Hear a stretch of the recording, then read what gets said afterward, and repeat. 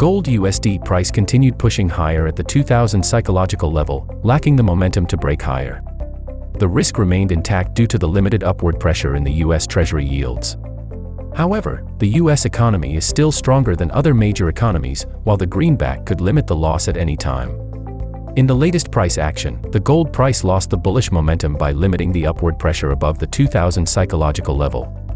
Based on the weekly chart, a downside pressure below the 1980 level could initiate a deeper correction in the 20-week SMA, which is at the 1930 level. On the other hand, an upward continuation could extend the momentum toward the 2025 level.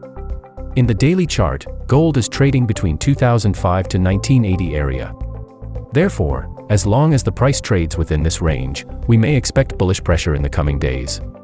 The Relative Strength Index, RSI, reached the overbought 70 area, a sign of an upcoming consolidation.